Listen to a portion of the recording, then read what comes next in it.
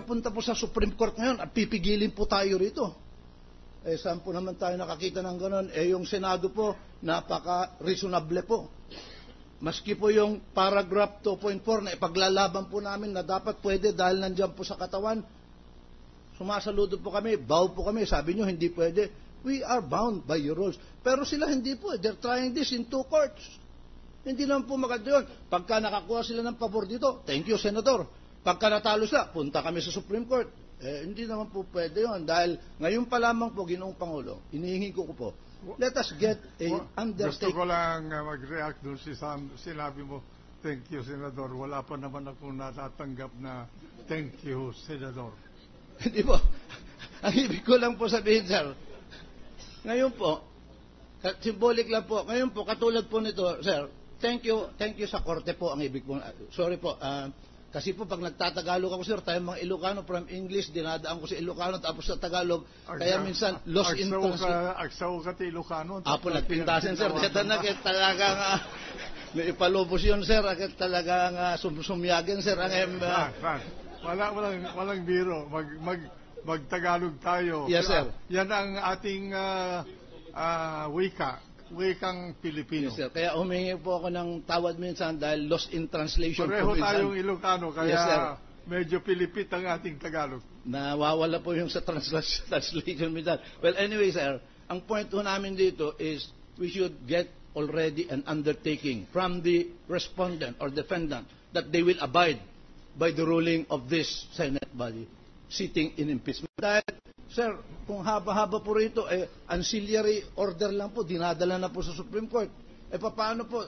Ang ganun na lang pa ba Supreme Court? I-invoke nila.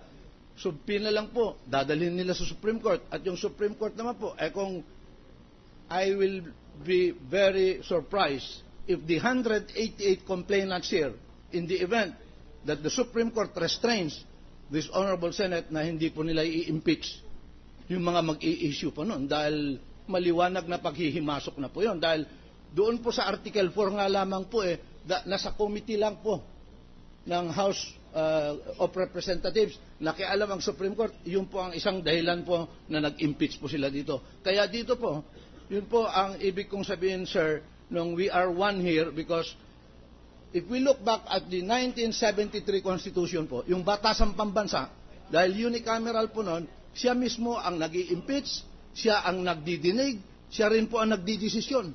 Pare-pareho pong body yan, iisa po yan.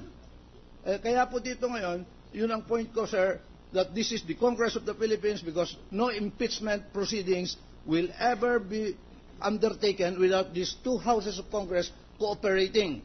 First, the one accusing, the other trying and hearing the case, all on behalf of the Republic of the Philippines, sir. So, our position po, dahil sabi po ni Senator Pangilinan, ito pong mga sinasabi po natin dito will govern future impeachment cases. So, pinapaliwanag po lang namin na kung pwede po, inihingi po namin sa House of Representatives with full authority of the House of Representatives that we maintain that when it comes to impeachment proceedings, the Supreme Court cannot meddle because that has been excluded from their power, Mr. President. Thank you po. Dadating po ang panahon na itong inyong Senado binubuo ng 23 ngayon na kaisipan ay papasyahan yan at kung ano ang pasya na yan ay bunga ng nakakarami sa amin.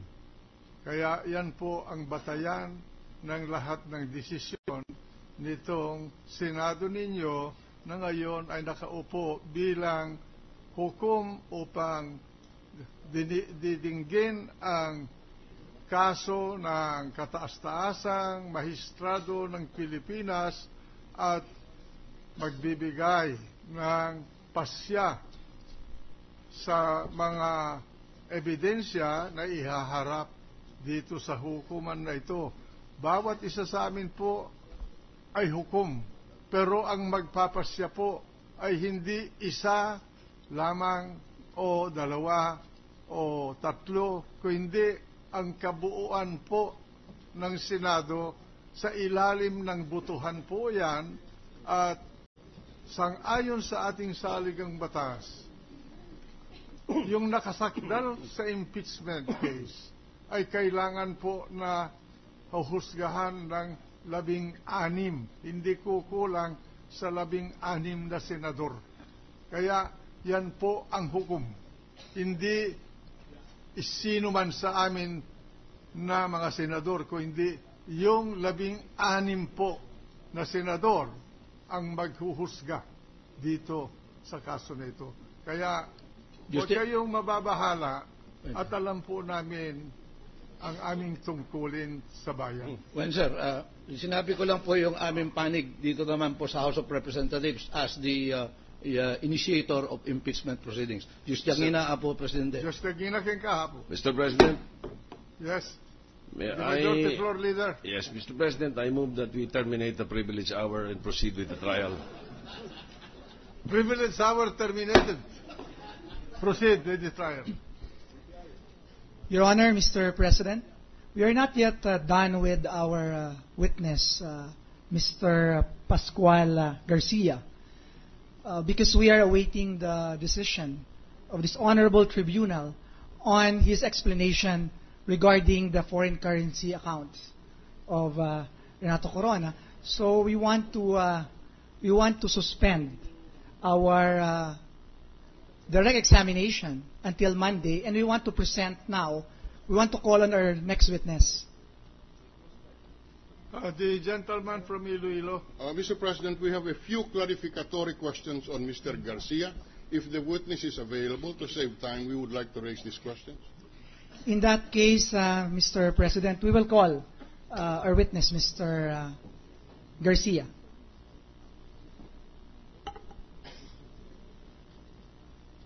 Please bring the witness, Mr. Garcia of the PS Bank, to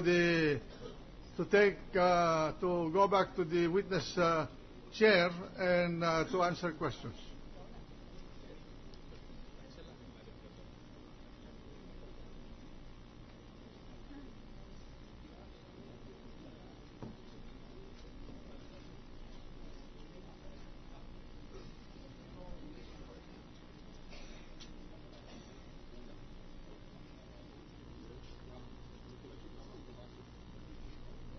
Trial suspended for 1 minute to wait for the witness.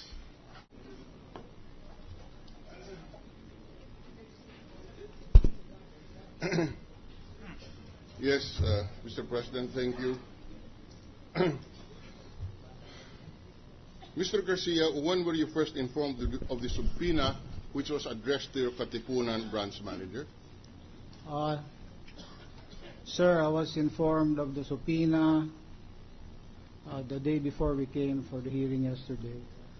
We received it, the resolution itself, late in the afternoon. All right. You therefore were informed of the documents requested by this court through that subpoena? Yes, sir, we were. And you are personally familiar with the specifics of the accounts of Chief Justice Corona with your bank, both past and present? Presently, as of now, yes, Your Honor. You are familiar because you examined it after you received the subpoena? Yes, Your Honor. Now, so that you reviewed the records and made consultations with your other officers insofar as the documents requested in the subpoena are concerned, considering that you are the President and would have no personal knowledge of all of this? Yes, Your Honor. All right. By the way, who is the manager of your Katipunan branch? The manager of our Katipunan branch, Your Honor, is Miss Annabelle Chongson. Mm-hmm. Annabelle Johnson. Yes, Your Honor. All right. And she talked to you Yes, Your Honor. and asked you to appear for her. I talked to her, Your Honor, and Because I noticed that under the subpoena, it was the branch manager who was requested to appear here. of course, and/or authorized representative competent to testify. Can you tell us why the branch manager was not able to come here personally to testify? Your Honor, the branch manager, after examining all of the possibilities and the